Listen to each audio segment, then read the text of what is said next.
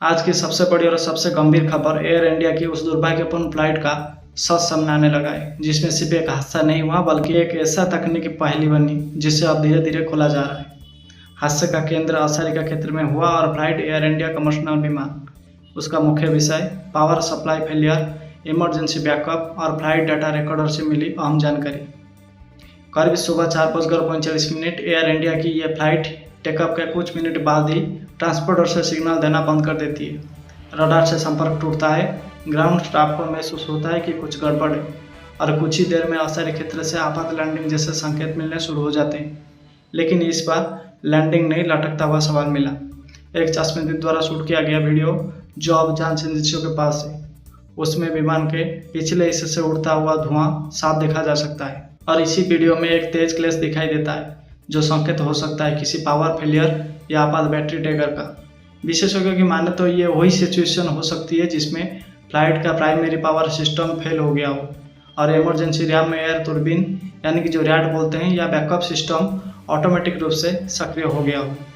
आसान भाषा में कहें तो जब फ्लाइट में पावर पूरी तरह से खत्म हो जाती है तो रैम एयर तुर्बिन एक छोटा सा पंखा होता है जो हवा से घुसकर थोड़ी बहुत पावर पैदा करता है ताकि कम से कम उड़ान नियंत्रित की जा सके।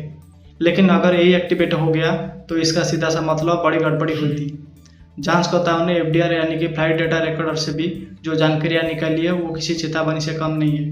टेकअप के 2 मिनट के अंदर सिस्टम में वोल्टेज ड्रॉप रिकॉर्ड हुआ था। इसके तुरंत बाद हाइड्रोलिक सिस्टम अलर्ट आया और फिर पायलट ने आपात प्रोटोकॉल को एक्टिवेट किया, यानी कि पायलट को अंदेशा हो गया था कि विमान अब सामान्य हालात में नहीं उड़ रहा है।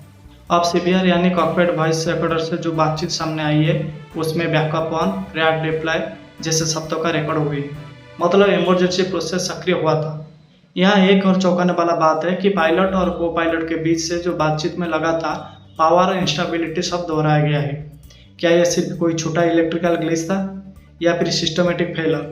दोस्तों, फिलहाल डीजीसीए यानी कि नागरिक विमानन महानिदेशालय और एनटीएससी यानी कि नेशनल ट्रांसपोर्टेशन सेफ्टी कमेटी की टीम मौके पर पहुंच गई है।